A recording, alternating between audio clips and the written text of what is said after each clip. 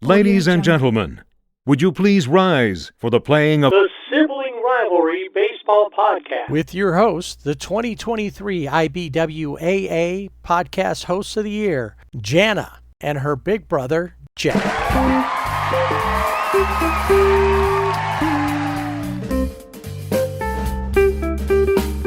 Sibling Rivalry Baseball Podcast. Playoffs continue on, and the wild cards weren't so wild. There's been a little craziness with the division series. All of them are done, so we know who's going to the championship series, and all that will start with the American League on Sunday. The National League will match up starting on Monday. So we'll talk about who won and who's matching up and what's going on and going from there. Remember, you can find us on our social media at Sibling Rivalry BB without the A. That's on Twitter and Blue Sky.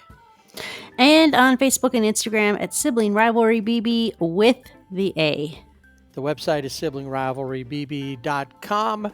And check out the Fanatics link where you can get all the cool playoff gear, except for the October baseball t-shirts in Dodger style. I don't know if the other ones are out, but unless you want a small one or a kid size, they're sold out.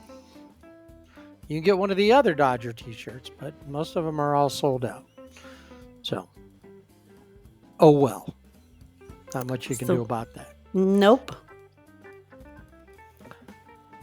So let's jump right in and let's see what happened with the Dodgers and the Phillies. It's time for Dodger baseball. So this one started in Philadelphia because the Dodgers were just, even though they were a division winner, they were kind of a wild card team. And so they had to go play Philadelphia after they got past the Reds. And the first two in Philly. So you're already a little worried. Yeah, I mean, going into Philadelphia, it's a hard place to play.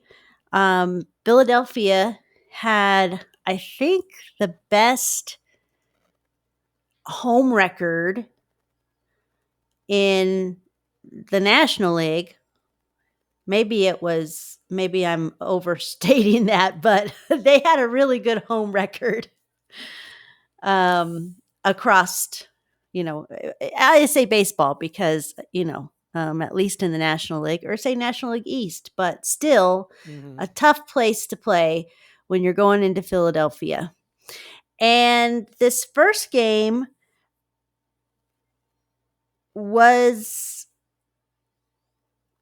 Shohei Ohtani on the mound and Christopher Sanchez. And Christopher Sanchez has been really good this year, and wasn't sure if what was going to happen in this game. The Phillies, it was a pitcher's duel, really, at the beginning. Nothing was really happening in the game.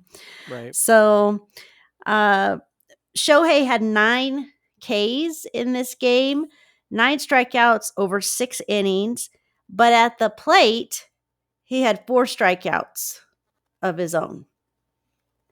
So not what you're expecting from Shohei Ohtani. He was 0 for 4 in the game. And it was kind of funny because there was a lot of people talking about, oh, hey, he did a good job. He got all those. When was the last time that you saw a pitcher go out there and throw like that? And he had the 4 strikeouts, but it's like the last time that pitchers pitched in the National League before just a few years ago, before the DH came to the National League, pitchers went up there and struck out 4 or 5 times. Well, maybe they didn't strike out 4 times because they didn't make it through that many at bats in a game necessarily, but it not unlikely to see the pitcher had 4 strikeouts. Right. Yeah, exactly. Yeah. So, but the Phillies did get 3 runs off of Shohei in the second inning. And Shohei at that point in that second inning seemed rattled, but he shut it down, and that was it. They were up 3-0 until the 6th inning when the Dodgers scored 2, and it was Teoscar Hernandez and Kike Hernandez, the Hernandez brothers, as we like to affectionately call them, who did it. It was Kike, and then Teoscar had a go-ahead 3-run home run that pretty much sealed the deal for the Dodgers. Right, between the 6th and the 7th inning, and it didn't feel like that was going to be the case. It felt like No. this game was probably going to be over at Well, 3-2 was probably going to be the final. yeah, and I had said to you, I said, I just wasn't feeling it. I was like, I think the Dodgers, it looks like they're probably not going to win this game. It just didn't feel like they were going to win it. Mm-hmm. So, okay, Phillies take this game. Dodgers win tomorrow. They go to LA. Things will be good. But the Dodgers win the game, and Tyler Glasnow came in relief, which was something that I don't think he's ever done, or if he has, it's been a long time. And then you had Alex Vesia, and then Roki Sasaki comes in and pitches 1 inning and gets a save in his first save of his career in the postseason. Right. And we said put the brakes on it last week as far as him being the savior and closer, but I know it's only been a couple of games, but he's starting to look like he's come to be, and he's serious about it. And he's like, he probably feels bad about how his season went. Mm-hmm. And he's like, I'm got to make up for it. Yeah, and what's interesting is, so he went to Oklahoma City, and he was in Oklahoma City on a rehab assignment for a long time. And one night when he was in Oklahoma City, he rewatched a video of him pitching when he was in high school. I mean, he's 23 years old, but he's watching this when he was in high school. The next, he realizes, like, oh, this is what I'm doing. I'm not doing this. He figures out his velocity issues and then goes to the park the next day and like strikes out 8 or something crazy like that. Wow. Yeah. Just by watching some video. And people had given him a hard time. I mean, he's a young kid and he's, in a new league. Yes, he's a baseball player, but he's in a new country. He's in a totally new league, different. And people gave him a hard time because he did, break down, I think, in the dugout after one of his starts. He just was really, where he's crying, and people were like, oh, gave him such a hard time about that. But now they're like, look at him. And I'm like, I think this series proves that we need to remember baseball players are human. They're not machines. And I think this series definitely proves that as we go through. But for Sasaki to come in, gets his first save, and Dodgers feeling good, 5-3. I didn't think they were going to pull that win out. And when Teoscar hit that home run, the crowd was silent. And that is hard to do in Philadelphia. Right. So go ahead. Sorry. I was going to say, next night, feeling good? The first 6 innings, nothing happened. Nothing. Both Blake Snell and Jesus Luzardo, the lefty from the Phillies, both went a full 6. And Blake gave up one. Snellzilla gave up 1 hit. Now, he did give up 4 walks, but lucky for him, he didn't give up any runs. It didn't, come to that. And then, the the Dodgers were able to score a couple of runs off Luzardo. So it was like, oh, okay, you're. Yeah, nothing happened. The Dodgers scored. The first scoring of the game happened in the top of the 7th, and that was with the Dodgers. Right. And Two of them against Luzardo, and 2 against somebody that we'll talk about more coming up, Orion Kirkering. And so they take that. At that point, it probably felt a little like a commanding 4-0 lead based on how the pitching was. Right. It did feel commanding until Dave Roberts made some choices out of the bullpen. First out of the bullpen after Snell is Emmett Sheehan, and he gives up 2 hits, gave up a run, and you're like, okay, it's all right. 4-1, be okay. Always need extra runs, but the Dodgers, that's it. That's all they got was 4. And then why? I guess because, as like Ben Scully always said, the Dodgers never do anything easy. So Dave Roberts brought in Blake Trinan.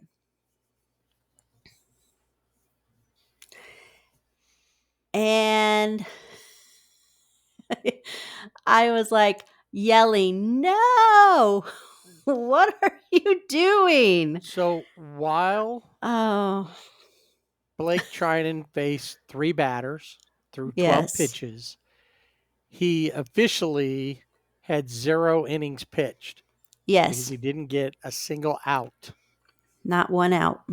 Nope. Not one. Now, and well, I'll bring it up after the next game. Okay. Vesia comes in, gives up a hit, but no runs, gets out of the inning. But it is, and this is the crazy thing about this. I say Vesia, but there were 3 outs away. They had a 3-run lead, the Dodgers did. And as you mentioned, Trinan comes in, 3 straight hits, a 2-run double from Nick Castellanos. So then it's, Phillies are within 1. And the crazy thing is at the beginning of the game, like, it was nothing. And then the Dodgers scored 4 in the 7th, and they shut down the crowd again. It was very quiet. And you remember in postseasons in the past, and probably even, but where it has been so loud in that stadium that the Penn State's earthquake monitor has gone off because it's so loud. Mm-hmm. And yeah, it didn't this time, but they shut him down, and then they bring in Trinan. So, but the Dodgers do something that is still, I think, to some extent, the talk of baseball, because you don't see it very often.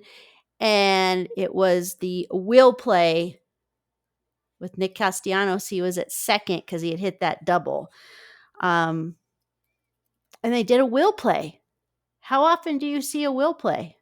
I can't even recall when I've seen a will play. I don't know. If I have, didn't realize it was. Yeah, I didn't see, because unless you see or they point it out, right, you're usually always following the ball.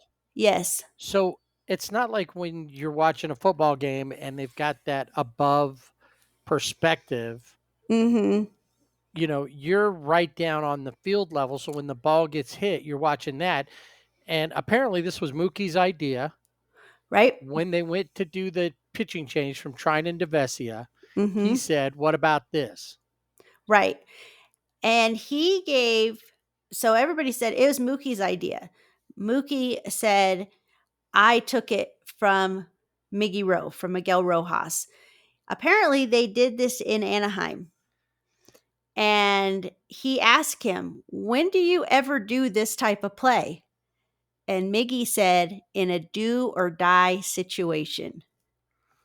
And this certainly was a This do definitely or felt die. like a do or die for It sure. was a do or die.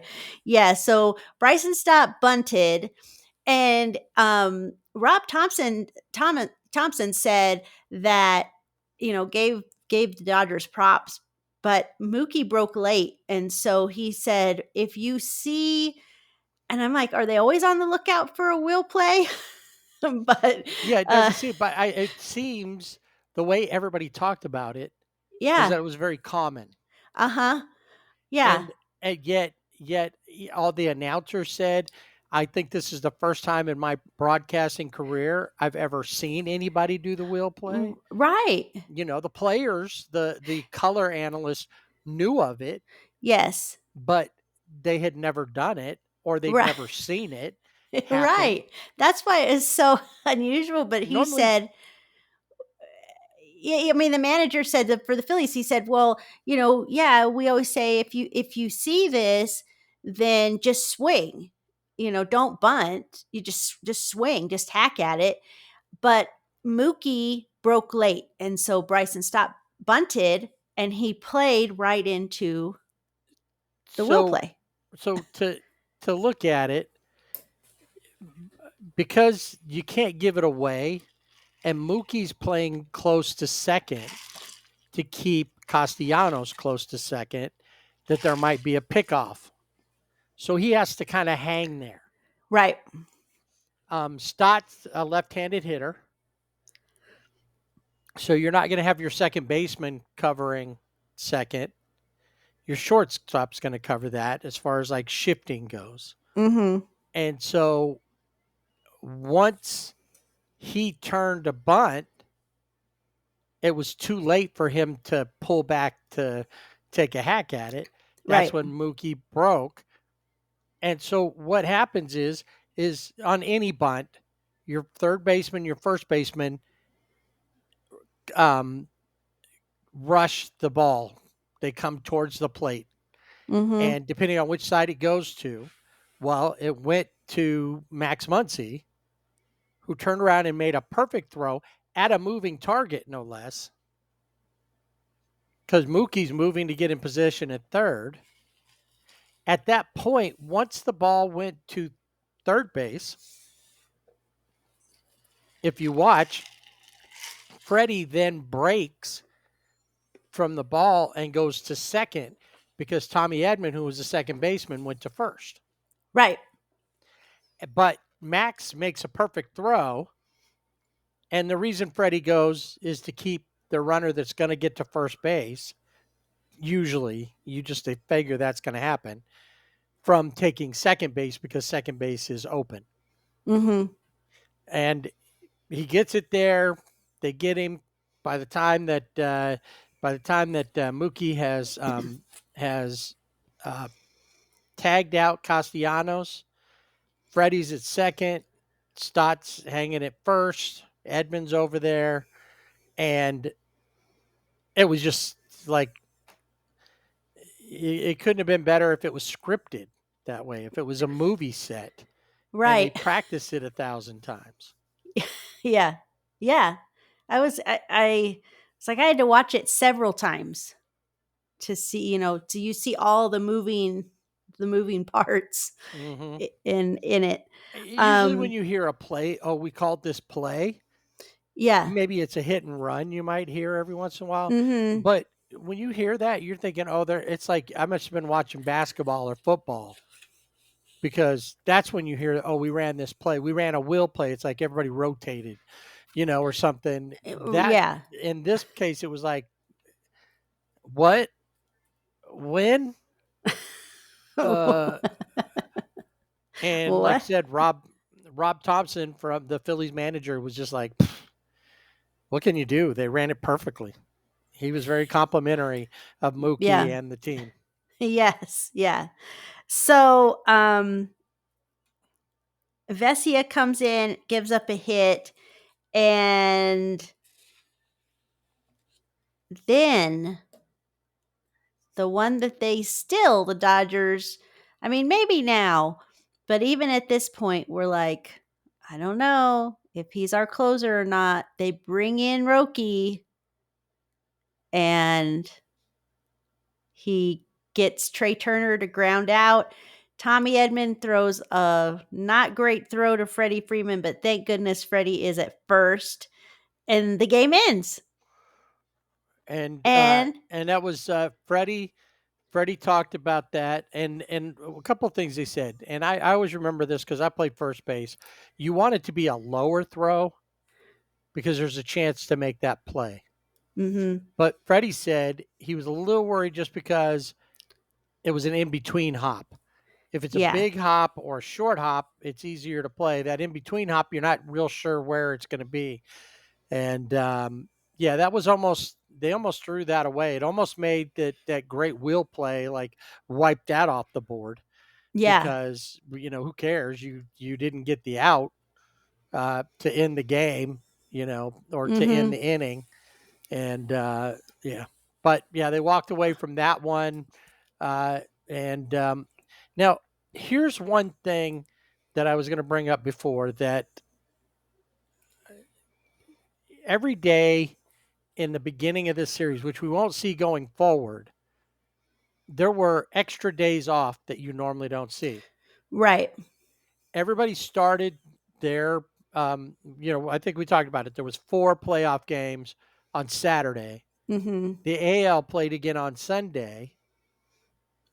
And then, but the NL took the day off, and then both series started on Monday. So you ended up having extra days of rest. And then, of course, you went to Monday's game. Tuesday was a travel day. So really, you had kind of fresh arms between each game. You weren't overworking anybody doing two or 3 days in a row. Right. Now, once they got to LA, which is where we picked this up again on Wednesday night, the Phillies, and the Dodgers are there at the Ravine. Yoshi on the mound, and I don't know what was going on with Philadelphia, because it was like, well, they were trying to be tricky. So they had Aaron Nola start, and Aaron Nola has struggled. He'd been on the IL, during the season, just struggled with it. But he goes, I think he ended up during the season with probably like a 5 or 6 ERA. And so not a normal Aaron Nola season, but he starts. And I think they were thinking, well, we're going to put in that will make the Dodgers put in a left-handed heavy batting order. Well, they didn't. They pretty much stayed with what they had in Philadelphia. I think the only difference, though, was Will Smith, who that was his first full game that he played, because in Philly he came in, Ben Rortvedt started as at catcher, and then usually by the middle of the game, Will Smith came in to catch. So Aaron Nola pitches 2 innings and gave up a hit, no runs, 5 strikeouts. And then Ranger Suarez came in. And that's why I said with the whole thing, with the lefties against Nola, you wouldn't want a heavy lefty lineup against Suarez because he's a lefty killer. right. Well, He can they've got be. a lot of lefties, and they pretty much controlled Shohei. Yes. Well, yeah. Yeah, they did. They really controlled Shohei. Yeah, so that was the that was the plan for the Phillies. As you mentioned, Yamamoto was on the mound, and he didn't look, he got rattled, especially after Schwarber hit a home run that was like on 500 feet. It was crazy distance. It went into the right field on the top of the pavilion. Like crazy. But yeah, Yamamoto, the thing about the Dodgers in Philadelphia is they had Ohtani and Snell both gave them good quality starts and both of them had 9 strikeouts. In this game back in LA, Yoshi only goes 4 innings. As we know, that doesn't bode well because who are you going to bring in from the bullpen? And then the other thing is how are they going to pitch that day?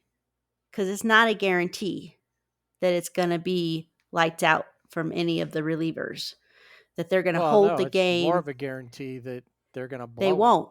Exactly. So Yoshi gave up the home run to Schwarber. And after that, I mean, he only had 1 walk, but he only had 2 strikeouts, which is really unusual for him.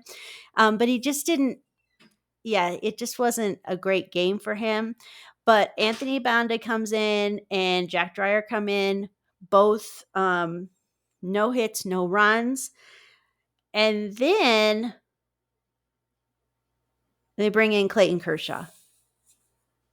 And he basically was an innings eater. It wasn't pretty at all. Well, 1 inning was okay. 1 inning, yes, but the second inning he pitched is where things fell Yeah. apart. Yeah, I mean, he came in the 7th inning, Mhm. but it was then he came in and then he pitched 2 innings, and it was the 8th inning where the Phillies had scored 3 in the 4th.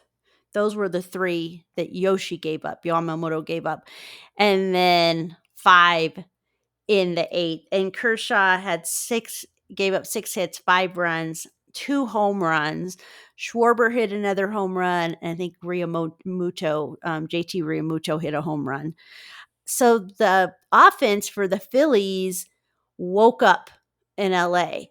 The offense for the Dodgers fell asleep. It seemed like they couldn't buy a hit. And the first run of the game was Tommy Edman home run, first pitch from Ranger Suarez. So you're like, ooh, okay, maybe we can crack his armor. No, that didn't happen. Dodgers tried to get something going and get 1 in the 9th, but it's not enough for them to beat the Phillies. So they're still up 2-1 in the series, but I felt like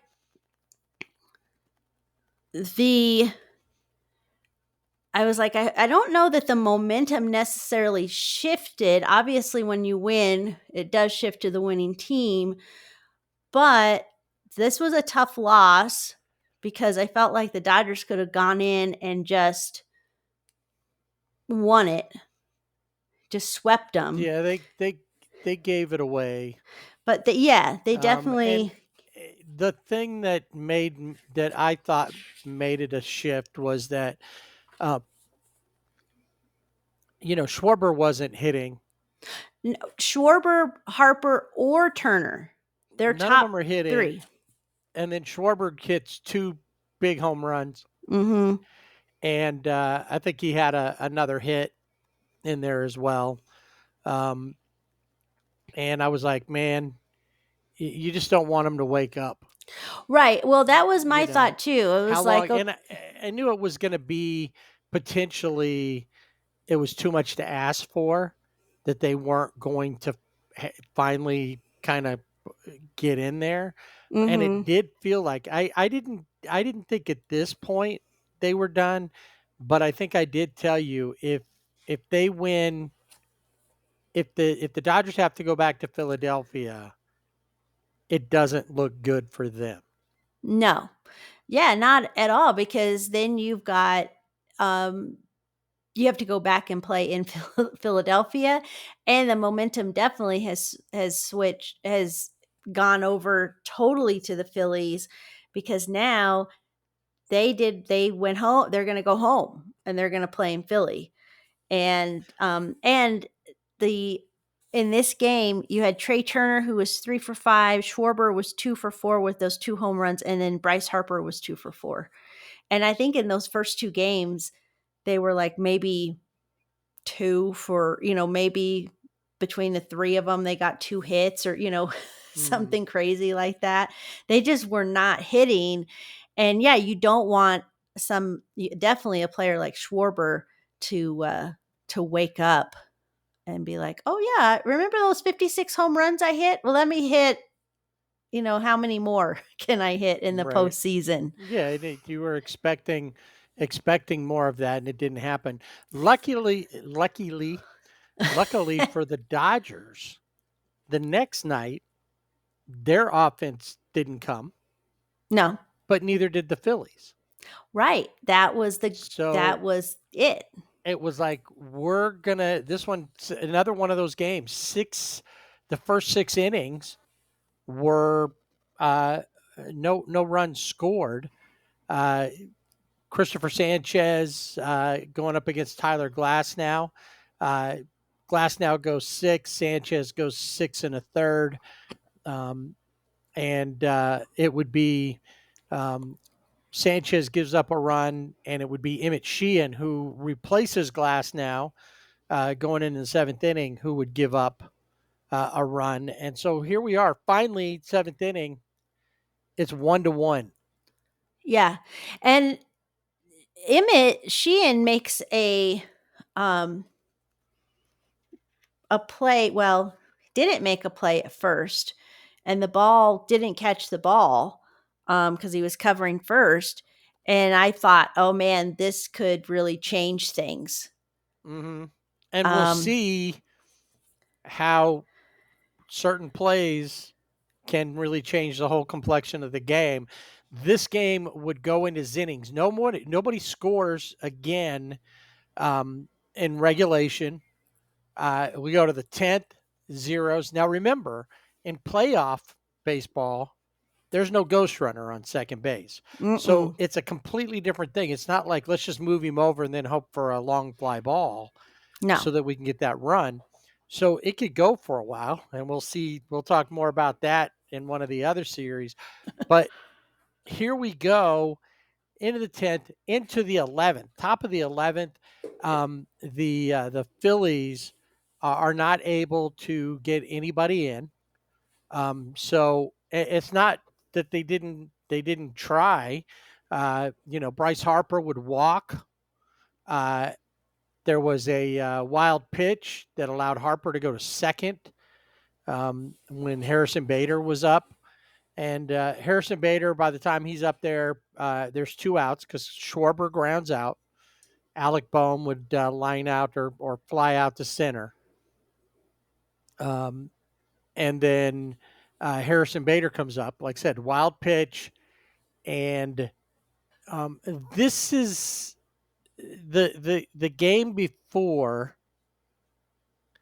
is where the big question in game 3, and the reason that I brought up why there, how it worked, that there was extra days off, was that they didn't use Roki in game 3. And it was like, how come you didn't use Roki? What? I don't get it. Everybody was saying, how come you didn't use Roki? And, the thing was, well, he's never pitched like that. Well, he didn't have to pitch back-to-back games. No. I mean, as far as like day back-to-back on each day. Right, yeah. He had a day off in between. And so there's a lot of questions that. And as we go forward, it looks like game 3 was a giveaway. They didn't go out and get Kershaw. Kershaw was kind of like, remember last year, was it during the World Series where they used Honeywell? Yeah. And they just let him beat on Honeywell. Yeah, it was just Kirsch like, here's the white took flag. Over that role. Yeah, he really did. And people were upset about that too, because why are you letting the legend take that? And then Kirsch has said, if that's what that was needed, that's what was needed. Well, and this is the thing about Clayton Kershaw. those 2 innings don't define him as a pitcher. And I know that there's a lot of people who tried to say, "Oh, here we go, what a in the bad postseason." postseason again. Yeah, but He's not that's that bad in the he's postseason. no. But we also found out that before this 4th game, that Tanner Scott, who was on the roster, was taken off the roster, was replaced with Justin Robleski because he had first they said personal reasons. You're like, okay, what's going on? Well, he Then said we personal find, reason. Then he said it's going to come out just in a yeah, few days. he had an abscess in his lower body, is how he said it, and he had to have surgery. Had to get that drained. And so they were going to drain it, and then it's whatever the procedure is that it heals from the inside out instead of Yes. stitching it up or whatever. So they Yeah, just clear it, and then it just heals like it would be if you scratch you when you fell off your bike and scraped your arm or something. You had a cut on there. It just heals from the inside out. Exactly. And I have had this done, so I know exactly what it means. The thing that they learned, and that maybe if you want to really put this in that perspective now, I don't think you need to slow your roll anymore. Roki Sasaki pitches 3 innings in relief. 3. And they're sees perfect. 9 batters, puts 9 batters down. Perfect. And he is like the first pitcher, the only pitcher in MLB and postseason who has done 3 perfect scoreless innings. And before this, when he came in the second game in Philadelphia, he's the first MLB pitcher to have his first 2 career saves happen in the postseason. Yeah, so here it is. He comes in, he does that. Of course, the Dodgers in their fashion aren't doing anything to help him. No. And so we go to, like I said, in the 11th, it's not as though the Phillies didn't have somebody on and try to get something going. They just couldn't do it. Picking it up in the 11th, Vessia's in, and he gets Harrison Bader to strike out. But he was really testing my patience throughout all of that because he kept throwing bad pitches or trying to get Bader to chase. Right. And Bader wasn't biting. No. And it already, on a couple of those good catching that had will not stop them. Who knows what would have where Harper would have ended up at. But so the Dodgers go into the bottom of the 11th. They had faced Jesus Luzardo, one of their starters, and this is an elimination game for the Phillies, so they're not holding anything back. No, they're putting everybody out there. The Dodgers still have, as we said, it could still go back to Philadelphia if the Phillies win this. So, he comes out, Luzardo comes back out for the bottom of the 11th, strikes out Freddie Freeman, gives up a single to Tommy Edman. And something to keep in mind, Hyun-Sung Kim comes in to pinch run for Tommy Edman at that point. Jesus Luzardo still in there, gets another out. Will Smith, fly ball to center field. Max Muncy singles, which and Kim goes first to third, which, given the ankle issue with Edman, probably would have been stuck at second. Yes, because while it was a good solid hit, it wasn't like a deep, single. And right. At that point, Thompson says, "I need to make a change," and he brings in Orion Kerkering. Now, Kerkering's in this series had one outing where he didn't pitch well in one of the first 2 games. I'd have to go back and look. And then he had another appearance where he shut him out and, for the inning, had a good inning against the Dodgers. In my head, when it was thinking about who are they going to put in, I was like, put Kerkering in. because I had seen that one inning that he had an issue with. Mm-hmm. And so they bring him in, and during Kike's at bat versus, because that's Kerkering comes in to take on to face Kike. There's 2 outs, so he just needs the 1 out.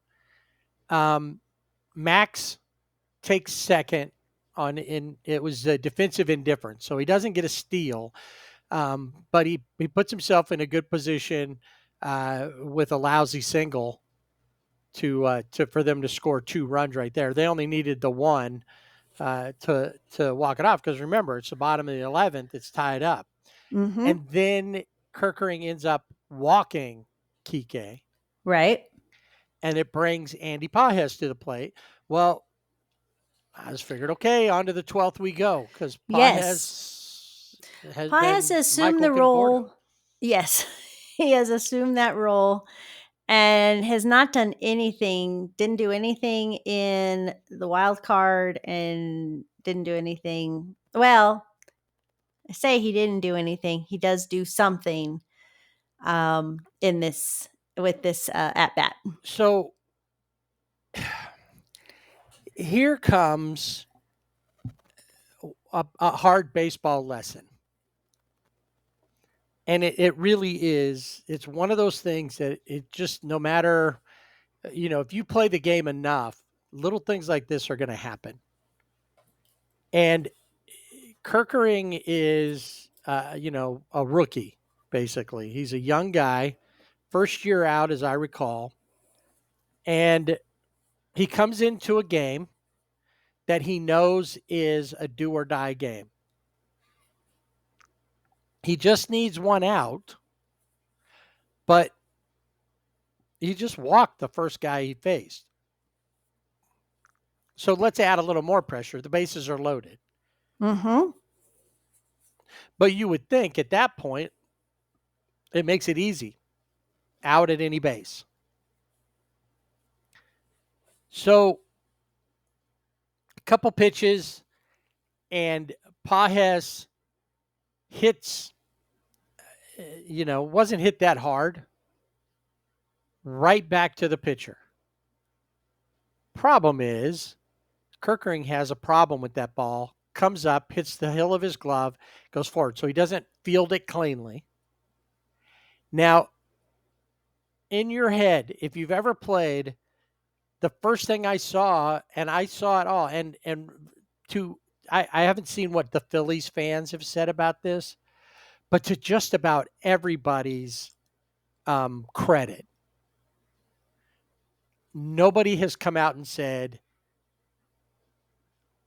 thrown their hands up and said, what were you thinking? Why is this guy even playing baseball? Somebody might have, and I'm sure there's Philly fans that are. The ball goes off of his glove. He goes to get it. Well, when he goes to get it, he's stressed already because of the situation. He probably sees Hae-Sung Kim, the Comet, running down, heading for home. JT Realmuto is pointing to first base. Yes.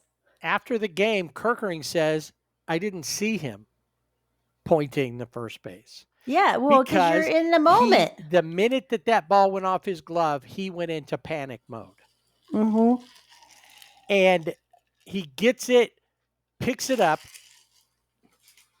kind of like we were talking about Tommy Edman's bad throw, was kind of forced and rushed because he was afraid that he wanted to hurry up and get it over there. He didn't want and luckily for him, he got it close enough to Freddie to get it.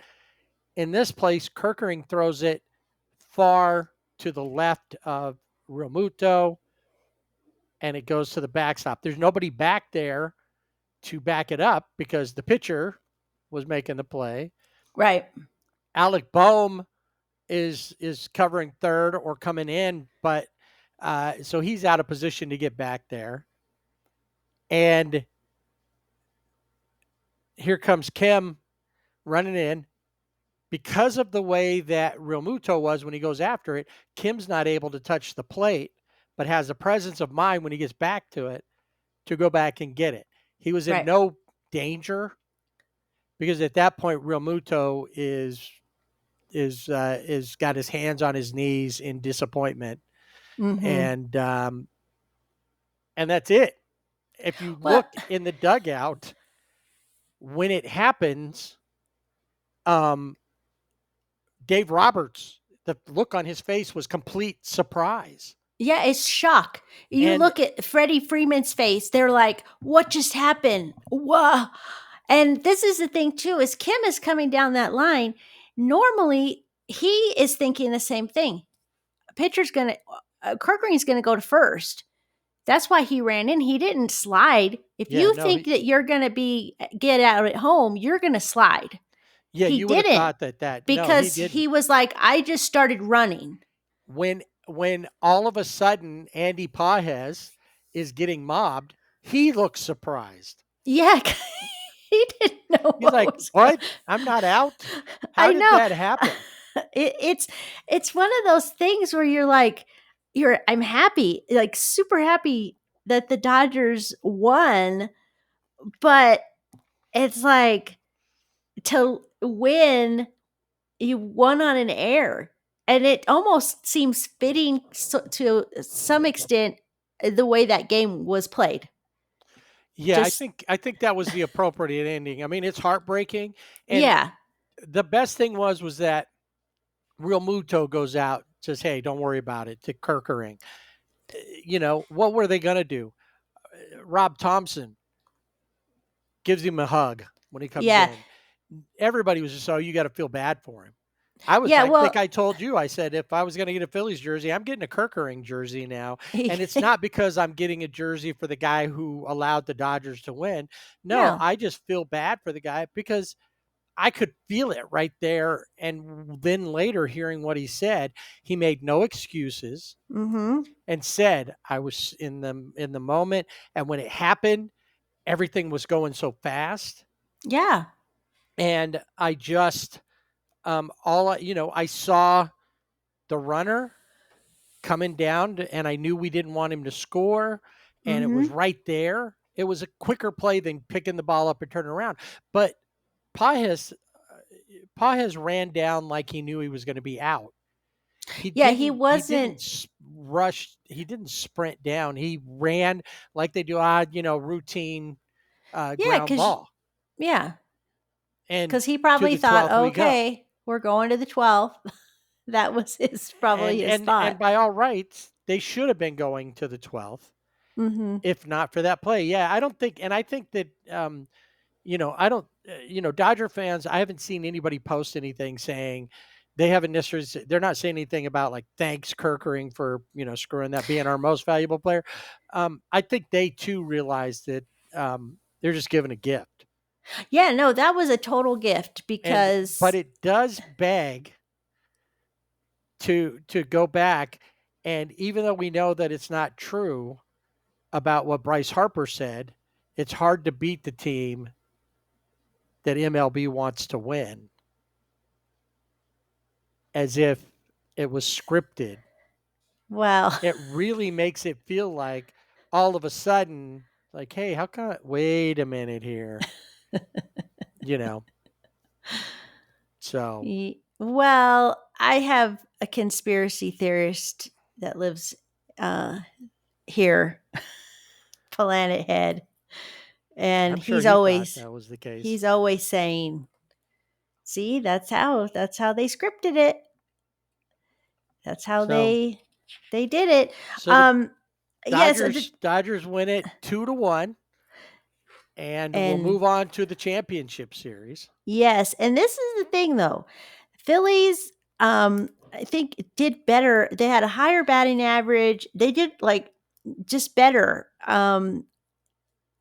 But the Dodgers, who had a 190 in this series, 199 batting average, they were a 557 OPS.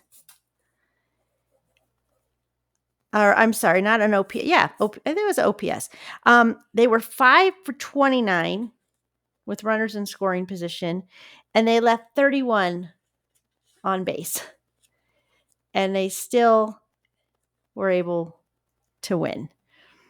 So, I mean, yeah, it's one of those things that just it was just surprise and shock. And then the pitcher that will be in the minds, I'm sure, for a long time, but it really does show it's the, agony and defeat. But also you had Kirkering, who just comes off where he's off the mound in the grass and is just hunched over with his hands on his knees. And the Dodgers are running out of the dugout around him. And he's just there. Mm-hmm. And that encapsulates the postseason. Because you have a team celebrating, moving on, and a team who isn't. And a guy who had it all on his shoulders. But I really like what Rob Thompson said is they win as a team and they lose as a team. And he reminds me a lot of their managing styles, him and Dave Roberts, as far as the personal aspect, because I'm sure if it was in that same situation, if it had been opposite, Dave Roberts would have done the same thing at the top of the steps of the dugout. Oh yeah, no doubt. But unless we're happy. Blake Trinan. Unless it was, maybe not Blake Trinan, but so Dodgers move on. So it looks like for the championship series, they will probably throw out Snell, Shohei, and Yoshi. Will probably be their 3 starters, and then they'll go from there. Glass now probably, game 4, depending on how things go. Well, and they're looking at because they had 3 catchers that they were carrying. They had Dalton Rushing, Ben Rorbett, and of course Will Smith.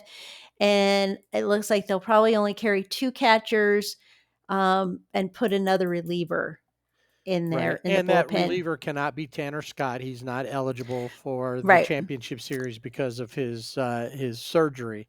Don't know about the World Series if that even comes to be. Right. If I'm looking at it, I would want Will Smith and Ben Rorbett on, Dalton Rushing. Rorbett should be my starter anyway. He's hit better in the playoffs overall. Right. I really liked when Will Smith was starting. I was like, okay. I mean, I like Will, but I really thought, no, he needs, in this situation, he needs to be the backup catcher to Ben, because he was going through with all of those pitchers in Philly, Snell and Ohtani, and even in the wild card series as well, where all of them those starters had really good stuff. And think about it. I mean, so many of them had no hitters during the end of the regular season, all with Rortvedt. So the Dodgers when they're done, they're like, all right. So 2 of these division series went 4 games, 2 went 5. Yep. This was one that went 4. Obviously, they have a couple of extra days because the championship series won't start until Monday. Mm-hmm. So they won Thursday or Friday. When did they win? Thursday.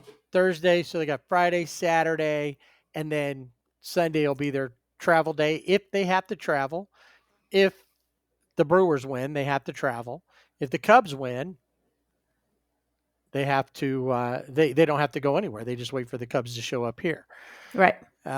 So why don't we take a look and see what happened with the Brewers and the Cubs and see who it is that the Dodgers will be facing in the NLCS.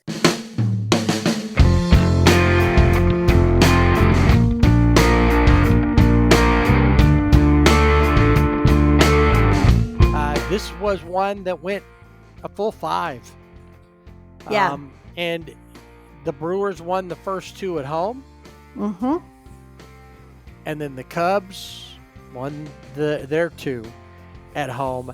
And the one thing that the Cubs did every game was score first. Yeah, they did. They in did the score first 4. first. We'll talk. Yeah. We'll talk more about. We'll be a little more involved with Game 5, but just basically, it really looked like Game 1. The Brewers came out. They hit some home runs, which they don't do a lot of. Freddie Peralta pitched very well. Matthew Boyd, who's the Cubs ace this season, didn't, and they walk away with a 9-3 win in the first game of the series. They would. Well, I mean, Milwaukee had 6 runs in the first inning. Yeah, it was like no. They I mean, weren't fooling around. 11 batters came to the plate in the first. And you had Jackson Churio, who was 3 for 3, and he's the first player in postseason history with 3 hits by the end of the second inning. Right. He's 3 for 3. And then they pulled him because he had a hamstring issue or something. Hamstring tightness. Now, he had been on the wheel during the season with that, and so that was, I'm sure, that was scary for the Brewers fans, and to see if he was going to come back. He comes back. And you were kind of wondering too how this game was going to go because Michael Busch, first batter up, hits a home run. Mm-hmm. And you're like, oh, is that what's going to happen? Yeah. Not when the Brewers score 6 in that inning and then 3 the following inning. And it would take the Cubs till the 6th to score one more, another in the 8th. And like I said, they lose this one 9-3. And this was like back and forth. I mean, not so much this first game, but in the second game, you had Seiya Suzuki, first inning, 3-run homer. And you're like, all right, what's going to happen? But then they come right back at you. The Brewers come right back, and you had William Contreras had a home run. He had a solo shot in the 3rd, and then Jackson Churio, like I said, he did come back, hits a 3-run home run in the 4th. Yeah, it was crazy that the Cubs score the first 3, and then the bottom of that inning, basically the Brewers erased it by scoring 3 of their own. Well, and Shota Imanaga, he only went 2 2/3 innings in this game. He was having a hard time out there. It was, it was rough for him. I mean, he gave up 4 runs, 2 home runs. And I heard something interesting because remember Jacob Misarowski? Yes. So I remember him. We talked a lot about Jacob early on in the season, close to the All-Star break, because he had pitched like 3 or 4 games and was already going to be an All-Star. Before the All-Star break, he had pitched 5 games. He came up in June. But think about it. Paul Scanes kind of did the same thing season before, where he didn't come in till May. And by the All-Star game, he was the starter, and I think they'd already given him the Cy Young, so no reason to vote for it. Just forget about it. He's the guy, and then he kind of fell off there after the All-Star game. Didn't have as many outings. I think he was injured. He was on the IL for a little while there, spinning on the wheel. And I was listening to MLB radio, And I don't remember who was talking, but he said another analyst that he talked to, he didn't name him, that whoever was talking didn't name him, but said, if you watched Mizorowski in this first outing, he gets the win in that second game, but the guy said, I'm not worried about the 104 miles an hour he's throwing because he has a confidence problem. And he said it's the way that he's throwing. So there was a ground ball, and instead of when he picked it up, just tossing it to first base, he ran over to tag the base himself. He goes, in and of itself, it's not a big deal, but it was the way that he did it. And then he reacted like it was the game winner. He said that to him yelled confidence issue. And that he throw me the 104. I don't care because I'm going to get you on one of your other pitches. And that kind of stuck with me. So whenever I saw him in, because he does pitch in game 5, I didn't see him in the other game because I didn't get a chance to see a lot of. He pitched in this. He pitched in the second game. He pitched 3 innings in relief. Right. Everything that he did was in relief of some sort. He didn't. I don't think he started anything. No. Anyway, so they do that. So they head the 90 miles back down. They head them 90 miles down to Chicago to the friendly confines. And once again, the Cubs get on the board early. They score 4. In fact, they score all 4 of their runs.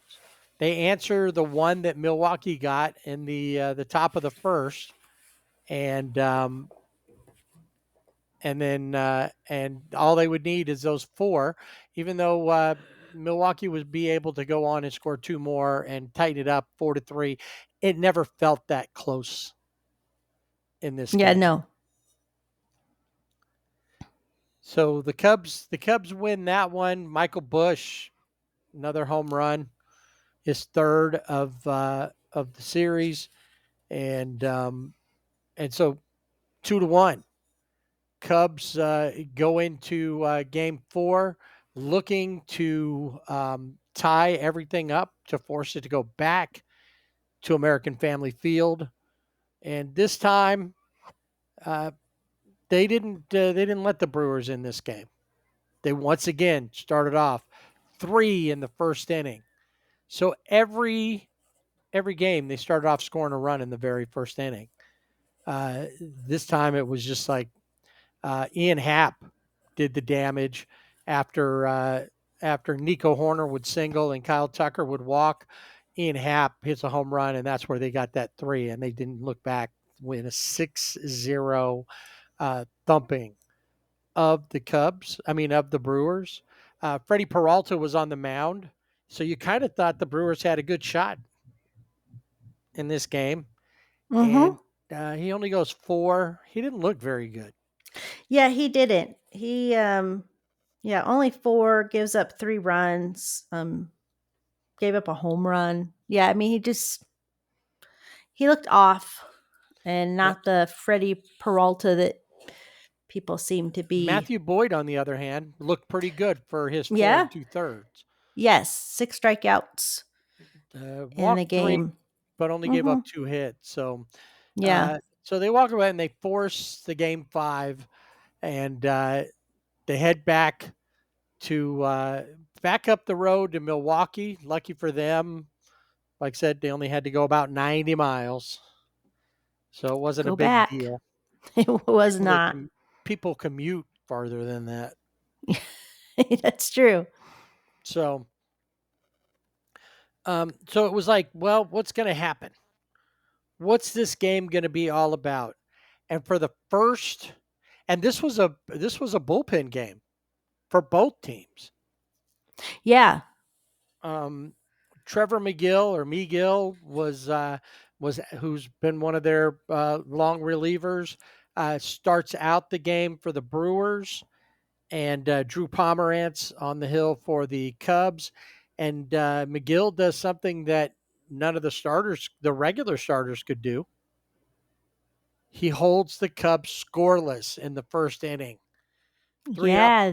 3 down, and that was it. The Brewers, on the other hand, were able to grab a run in the first inning, thanks to a home run from William Contreras to get them started. But if you watch it, it never feels like it doesn't feel like it's okay, that's that one run. Okay. Right. It didn't feel like it mattered. I mean, it did, and you would think that the the Brewers, especially if you weren't fully paying attention to the game and you were just hearing noise, you would think that they were scoring 4 or 5 runs because of the way that the fans were all excited about any little thing. Yeah. They wouldn't score again until the 4th inning. The Cubs would tie it up in the bottom of the 2nd, and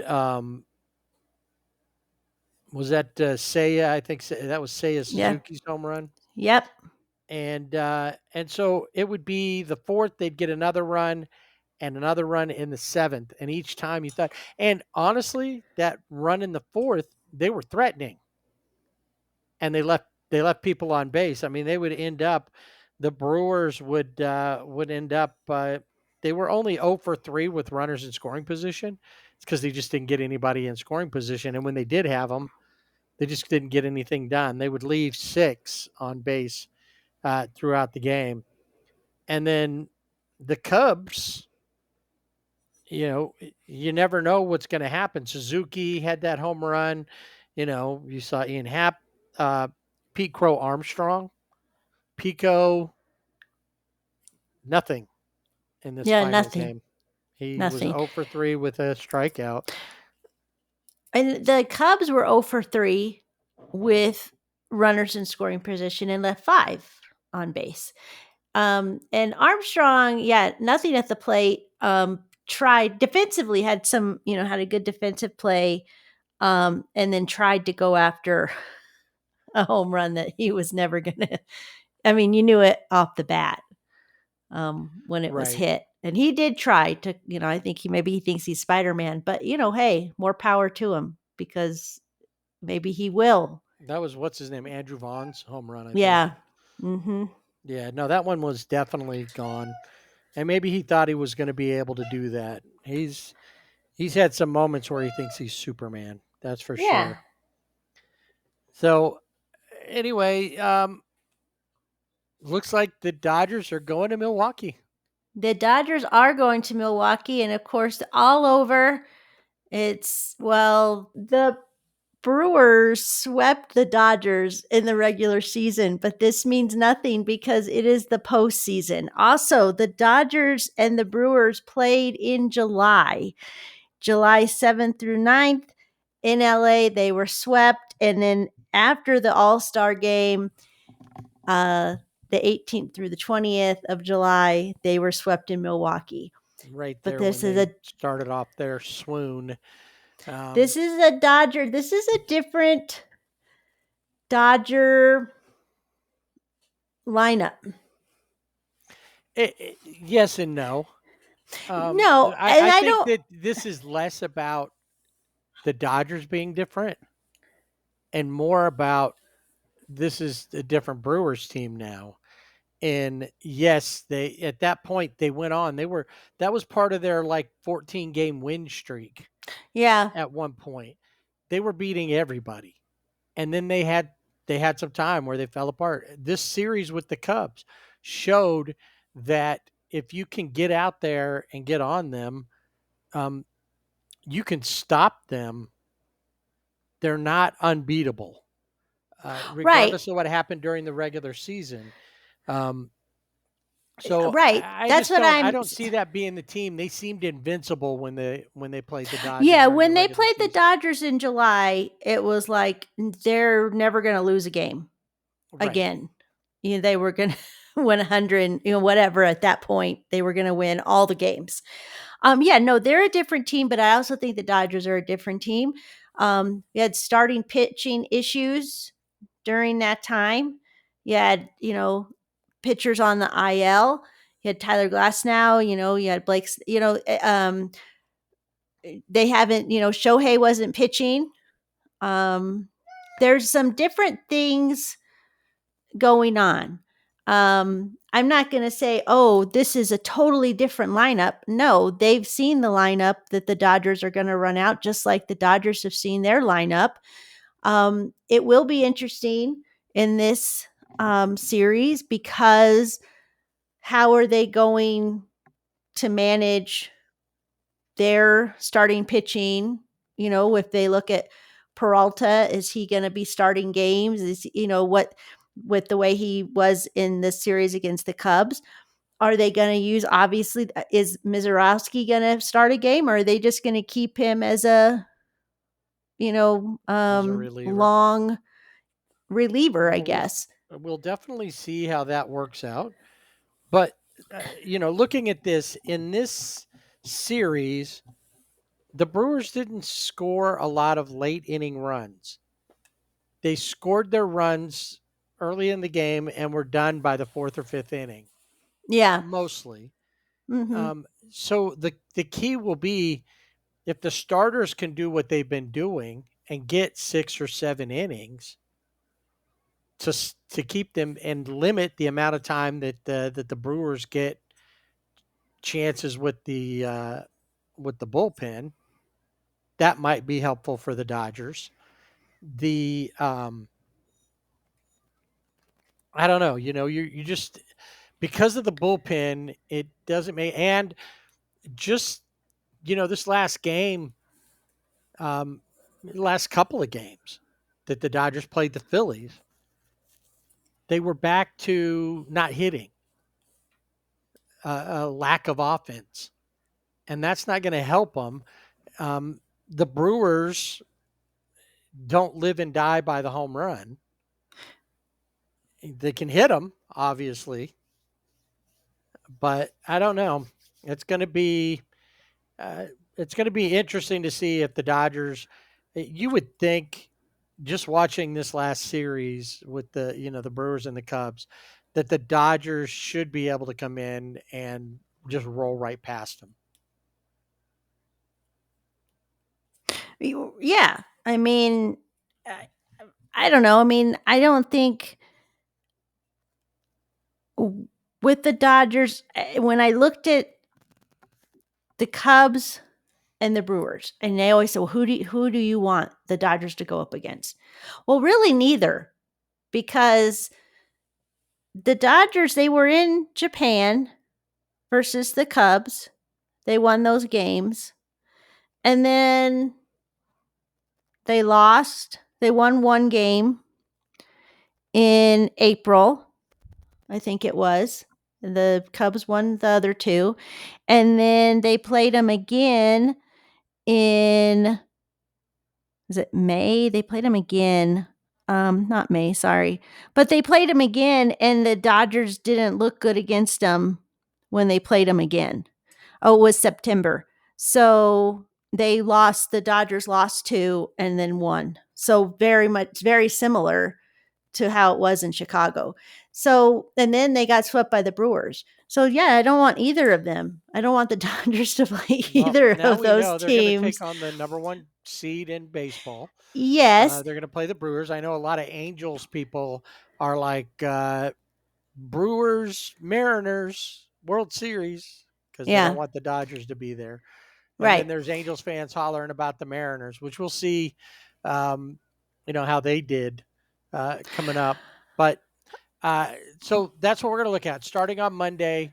What They're going to be on TBS, and so TBS. I don't know if it'll be just TBS. I think just TBS. I don't think it's going to be HBO Max, but you can check. First game will be at 5:08 Pacific time. So,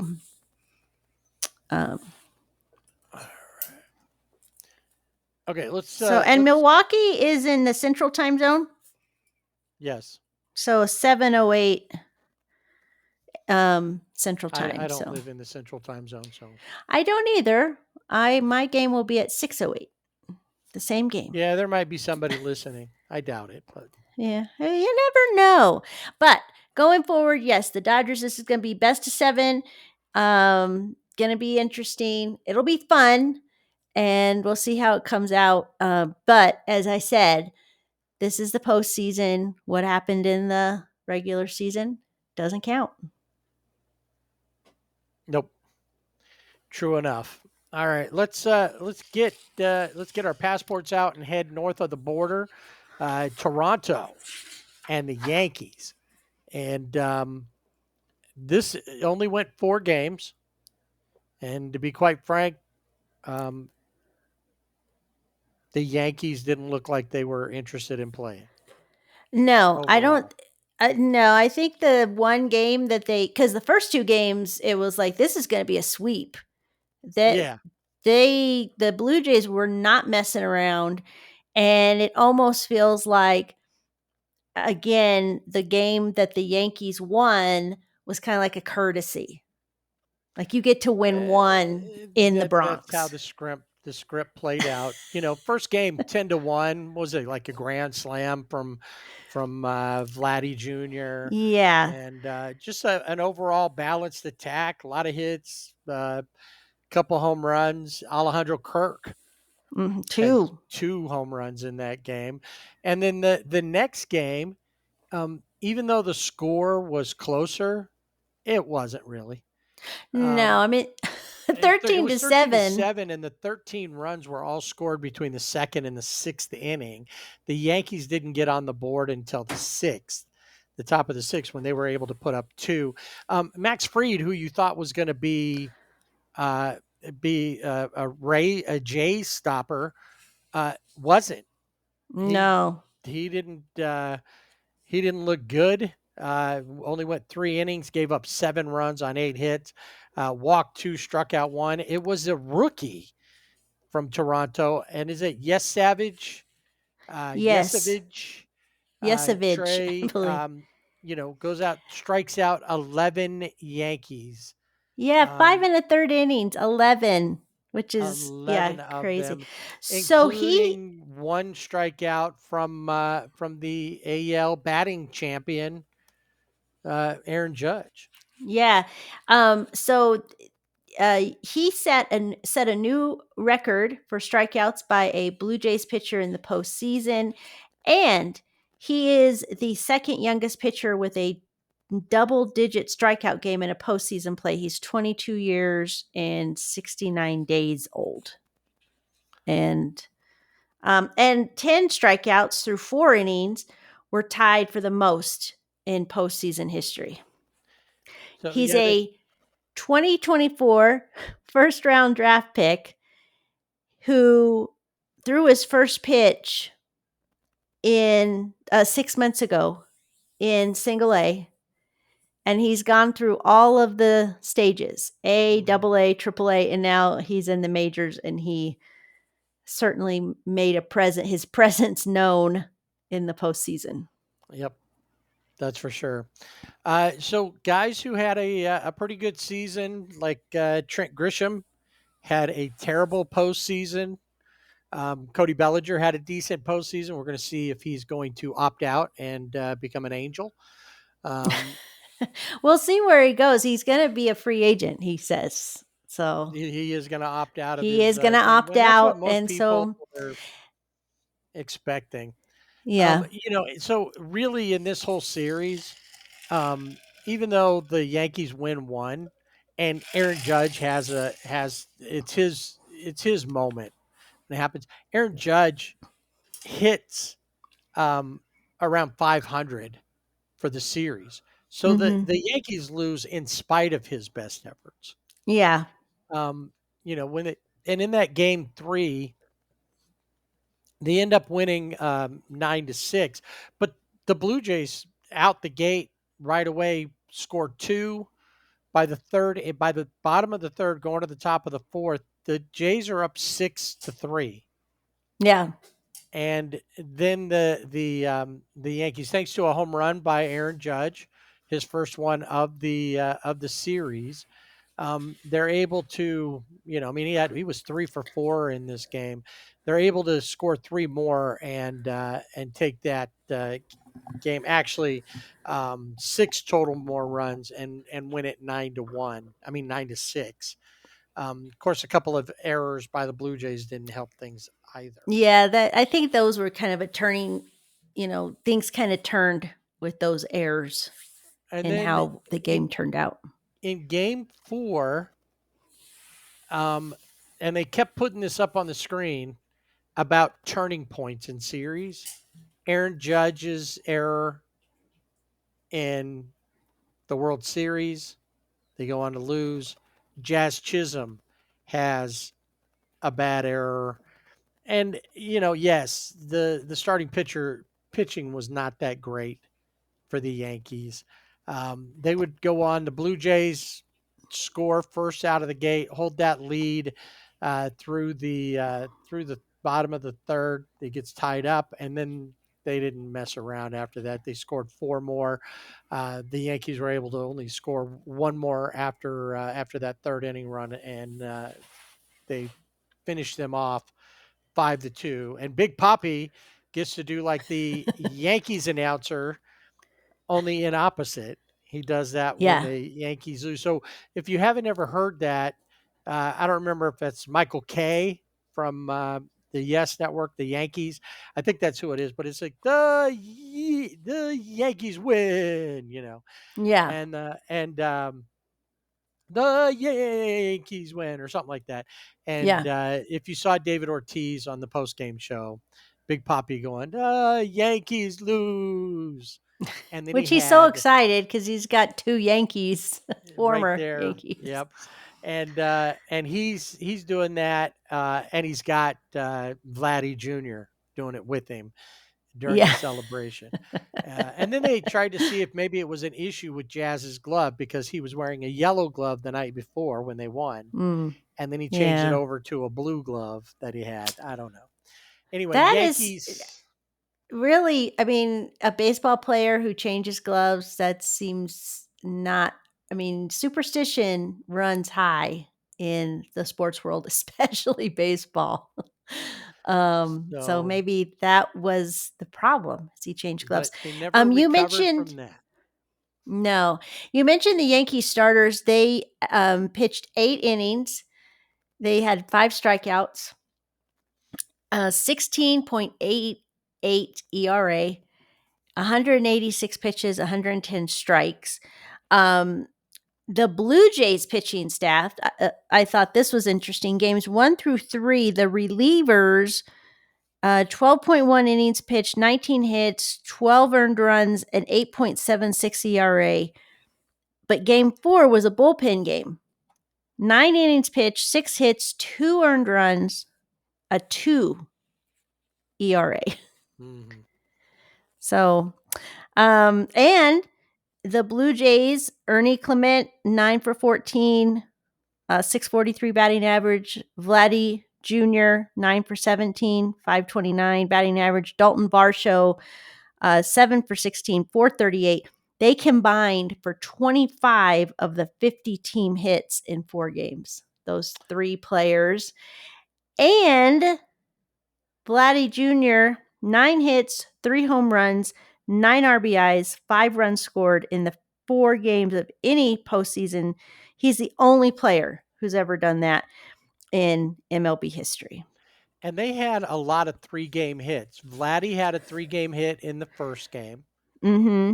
And then in the second game, it was Vladdy had a 3-game hit, Dalton Varsho had a 4-game hit, and Ernie Clement had a 3-game 3-hit game, not a 3-game hit, 3-hit game.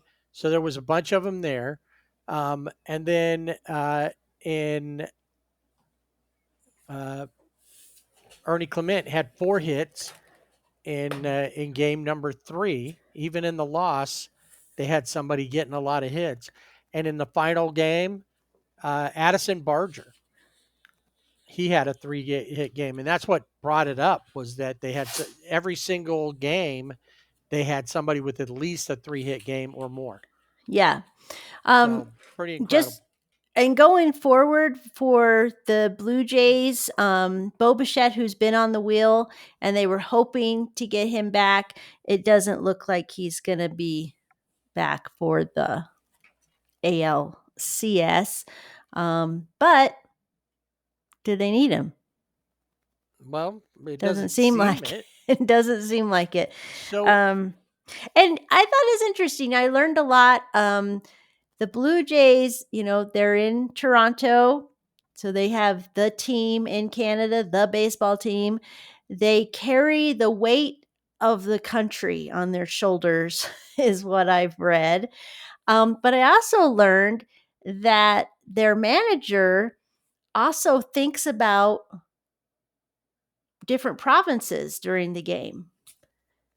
And one in particular is, if you paraphrasing, as you're, you don't want to have to, you've got all of Canada rooting for the Blue Jays. And well, I say all of Canada. I don't know if that's always true, because those Western provinces, they may be rooting for a different team, but we'll see. But the majority of Canada, and he says, when they're losing, you have to think about, the people in Nova Scotia and how they want to murder us because we're losing. Making Canada look bad, eh? Making Canada look bad. So I don't know. Blue Jays, like I said, that one kind of token game where the Yankees won, that's pretty much what that was. But because otherwise, I thought the Blue Jays would have swept the way they came out in games 1 and 2. I thought they would have swept. Well, I wondered if maybe because the Yankees woke up in that one game, if that might have been what they needed, but it wasn't. It was a fluke. It was. It was a fluke, and I don't know. We'll see. Aaron Boone, this is his 9th season, or he's going to be going in. Yeah, so he's going to be going into his 9th season as of right now. And no manager for the Yankees who has not won a World Series ever made it past the 5th season of their contract. So I don't know. Yeah, different ownership. Different ownership. Dad was harder. Yeah, he was a little. He had higher standards. Apparently. Right, so the question is, we know the Blue Jays are going back home from New York. Mm-hmm. And whoever wins this next series is going to Toronto, because Toronto was the number 1 seed. So will it be and either one of the teams, because this one went a full 5, so it started in Seattle and ended in Seattle, is going to have to go the longest distance, whether it be the Tigers or whether it be the Mariners. So this series, honestly, was, it was just what it was until it wasn't. Yeah. I mean, I think this one, the first game does go innings. They go 11 innings. Like you said, they started out in Seattle. And, there's always those stats about teams that win, the first game, and, usually will go on. And anyway, this did not hold true in this series. In the first game, it was the Tigers who pull out the win 3-2 in Seattle. And the next night, the Tigers have Scooble going, and he pitches 7 innings and has 9 strikeouts, but the Mariners win 3-2. They just swapped it on him. They just swapped it. Then they go to Detroit, and the Mariners win in Detroit 8-4. But then the Tigers are like, well, we're playing at home. We probably need to win a game at home, at least, right? Well, the So Yankees did. Yeah. Yankees win. That's how. Well, he does and it. this is the interesting thing about this. The middle games, 3 and 4, were the higher scoring games. So 8-4 and then 9-3, the Tigers win. So they have tied it up, and they head back to Seattle for And game 5. You're looking at, while they're in Detroit, Kerry Carpenter comes through in one game. You've got Riley Green finally does something, hits a home run, and he hadn't been there. Javi Baez, helps push him along in that big win, the 9-3 win. So it looks like maybe they've figured it all out, but maybe it's because they're playing at home, and whatever AJ Hinch allows them to do to get an upper hand, I don't know. I don't think these guys were cheating. I just think, a lot of people said, see, AJ Hinch can't win anything if he's not cheating. That was what a lot of people said. It's like, hey, you know what? He's got some guys who are performing over their heads compared to, previous seasons. Javi Baez had a breakout season, even though he's been around for a long time. He's like a comeback player of the year candidate, I think.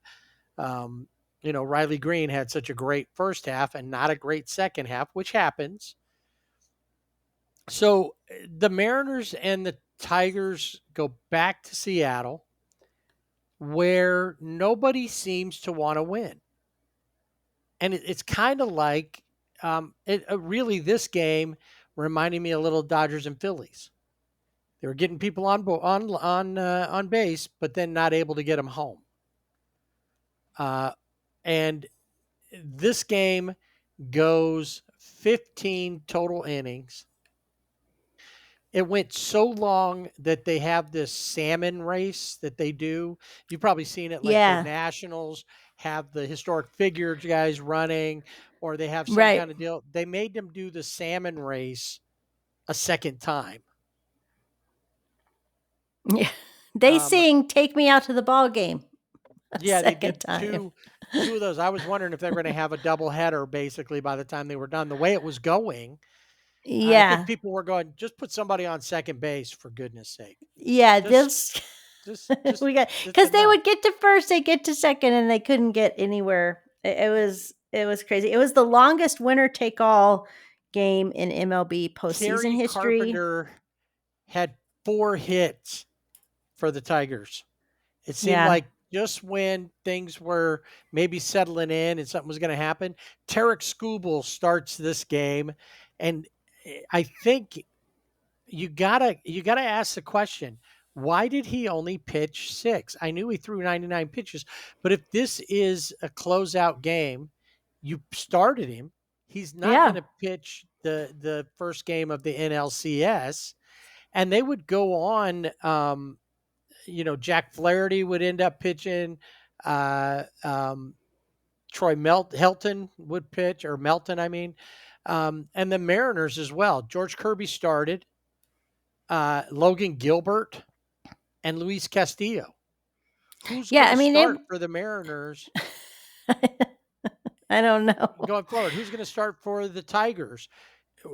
On who's going to end up in Toronto? Who's going to start for either one of these teams? Toronto's got 3 extra, or a couple extra days off because they finished early and they don't have a long trip back home. No. So these are questions that have to be asked, and these guys are only going to get the travel day and going to start back on it on Sunday.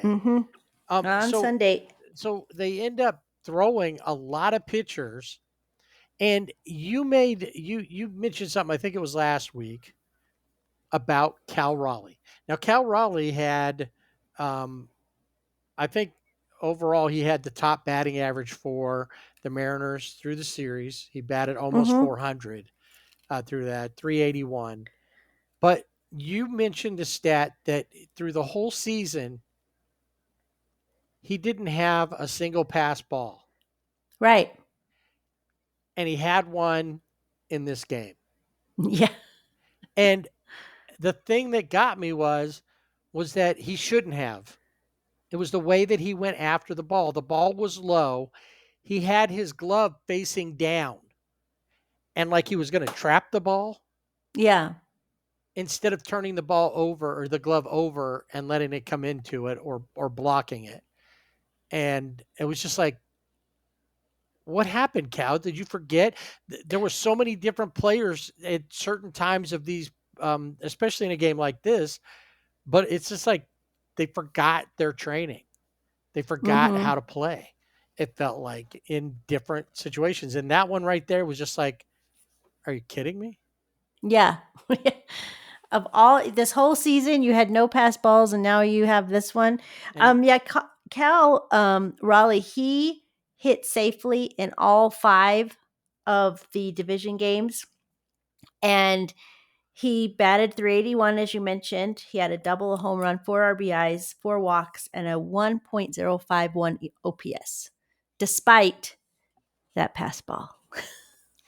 so, so we go to the 15th and something that had never happened before happened in, before the 15th. Remember the aforementioned salmon race? Yeah. Well, of all of the different times that they've run this race, the salmon run, one fish named Humpy had never won. Never. And in the 15th inning, when they reran the salmon run, Humpy finally won. Yeah. And that was all that the Mariners needed, apparently, because they came up there. J.P. Crawford was single. Arozarena, Tommy Kahnle, who pitched for the Yankees, he was a Dodger, kind of. Yeah. Yeah, Um, kind of. I don't. He he was pitched a he was here or mostly there. injured the whole time. Yeah. But Yeah. hits Randy Arozarena. Cal Mm-hmm. Raleigh would fly out to center field. Julio Rodriguez would then be intentionally walked, Mm-hmm. loading the bases, and Jorge Polanco. Who was Uh, 0 for 5 this yes, whole and I night. was like, he had a game where he had a couple of home runs and really drove the Mariners' offense. And 0 for 5, he would single to score Crawford. Crawford, yes. The You know, longest tenured Mariner, J.P. Crawford, J.P. scores. Crawford would cross the plate, and the Mariners fans were in tears. Yes. 24 years in Yes. the waiting. And unfortunately for them, they're going to go get thumped by the Blue Jays. Yeah. If Yeah. there's a team out there that's, really kind of the team to beat this offseason, it's the Blue Jays more than Oh, any yeah. other. Yeah. They have the most swagger. Um, they've got all these guys, who ever heard of Ernie Clement, and Barger, and these guys are having 3 and 4 hit games. Vladdy, I expect that from. I wouldn't even be surprised if you told me, oh, George Springer's having a great series, but guys that you don't know, Alejandro Kirk, I'm not surprised by him either, because I think he's kind of the unsung Blue Jay. Yeah. If Bichette was there too, maybe if Bichette was there, they would have swept the Yankees. So Blue Jays and Mariners. So look at the National League. it's the 1 and the 3 seed squaring off versus 1 and 2 in the American League. And of course, the champions on these both end up in the World Series. So, who you picking? Oh, all right. So I obviously am going to go with the Dodgers in versus the Brewers because I got it. They're my team. I don't know how many games. I really feel like I'm going to say 6. And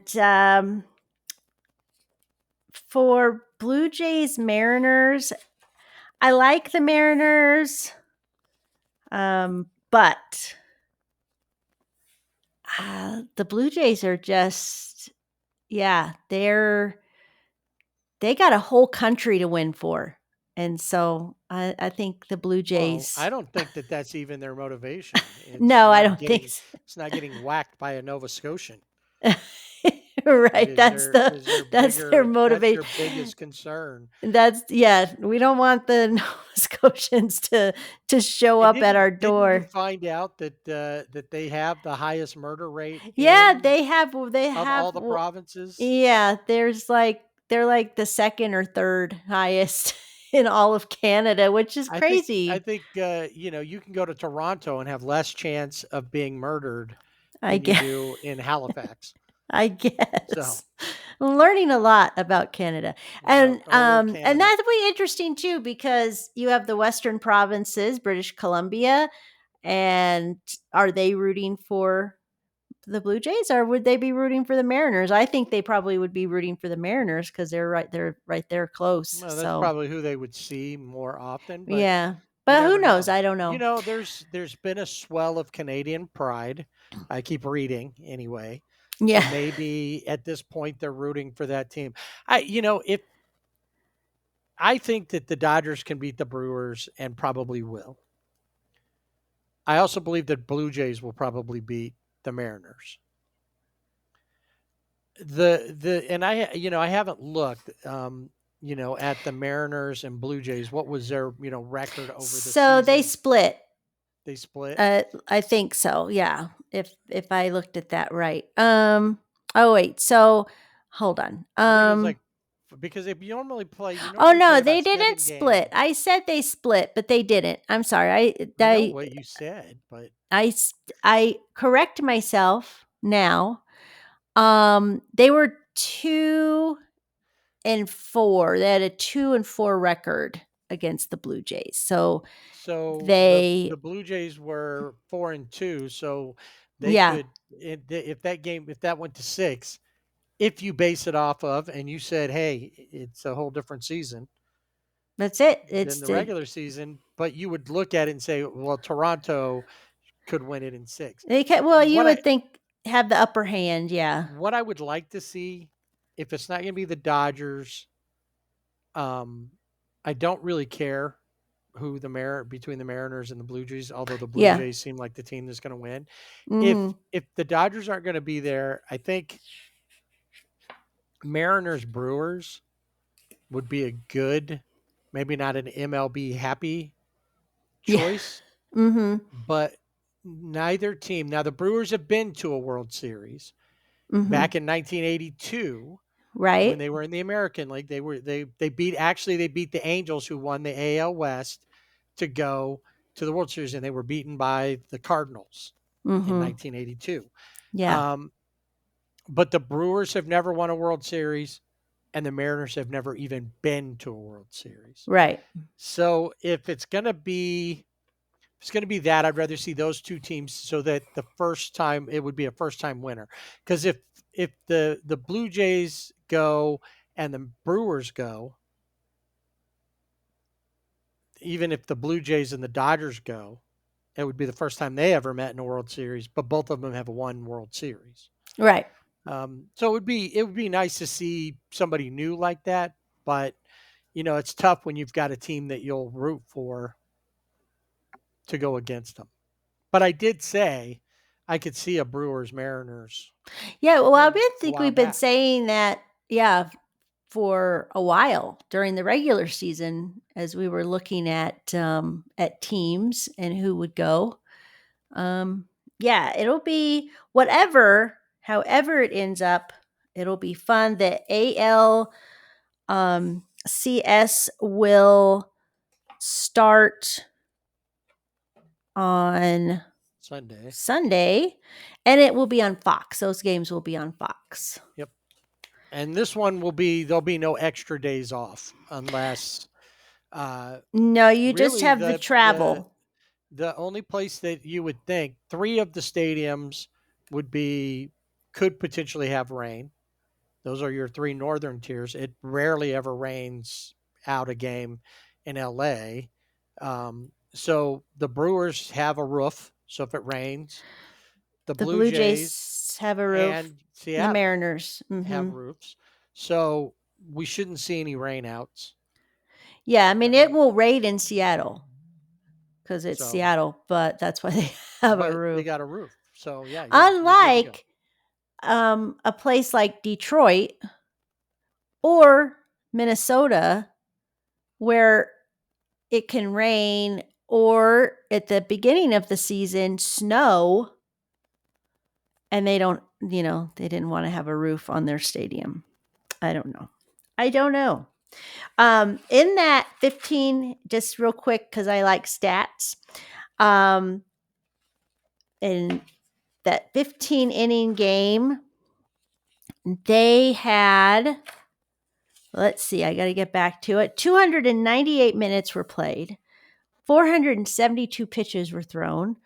115 plate appearances were made. 15 pitchers were used. There were 37 strikeouts and 22 runners left on base. And the Mariners had faced Skubal 4 times this season, and all 4 times they won. And it continued because he pitched game 2 and he pitched game 5. And I will say that AJ Hinch, obviously, why he would put, Jack Flaherty was out there. People were like, what is he doing? He talks to himself. He's crazy. I mean, Jack Flaherty he's kind of nuts. I mean, he was in the dugout smelling salts. He was, he's a little out there. Mm-hmm. But why you would pull him and put in Conley to pitch? I mean, AJ Hinch obviously did not watch any of the games that he pitched in the World Series. Inning. Who else did he have? I know, but he could have just left Flaherty in there. But who knows? I mean, whatever. Right. Well, I mean, there's a lot of. I mean, he was ready to go. He was smelling the smelling salts. Yeah. He was. He was ready. What ifs. I know. It was a fun. I mean, it's going to go down as one of the best postseason games. I mean, you're always going to remember that game, and especially people who were in attendance are going to remember that game. Just like, when the Dodgers and the Red Sox played in the World Series and went 18 innings, right? And it was like, okay, I'm going to go to bed, and neither one. We were texting back and forth. Neither one of us was going to bed. No. I'm turning it off. No, never turned it off. All right. So lots of other stuff going on around baseball, but we're not going to really talk about any of that other than that Perry Manassian is going to remain with the Angels. Boo. And for one more year at least. And they're out looking for a new manager. And right now, the one it seems like the leader in the clubhouse right now is Tio Albert. Mm-hmm. Albert Pujols, although Torrey Hunter and Kurt Suzuki have also been noticed, and Ramon Martinez, former Dodger pitcher, who's opened a pitching lab in the Dominican Republic, whose brother is Pedro. Yep, Hall of Famer Pedro Ramirez, and I remember Ramirez. Martinez. But I remember Ramon pitching for the Dodgers. There's been talk that Albert might want him to be the pitching coach. Other talk about Yadier Molina maybe come in to be a bench coach or some other something else there. I would think him being like a hitting coach or a catching and coach to start with, and some other kind of a deal, maybe first base or third base or something. I would like to see them bring in somebody like Bud Black, who's got to be the bench coach. So Yeah. Albert's got, as a rookie manager, has solid backup, a veteran of, a lot of different teams. He was the Padre manager, the Rockies manager. He was the Angels pitching coach in 2002 and Yeah. beyond. But Mhm. so something worth looking at. All right, that'll put a wrap on this week's edition of the Sibling Rivalry Baseball Podcast.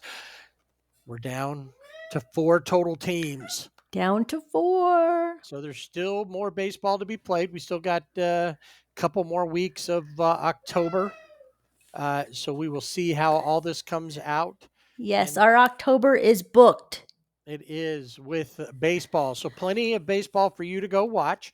Remember, if you want to talk to us about it, you can always find us on our social media like Twitter or Blue Sky at Sibling Rivalry BB without the A. And on Facebook and Instagram at Sibling Rivalry BB with the A. And check our website, siblingrivalrybb.com, and get some of that division winning gear. It's different.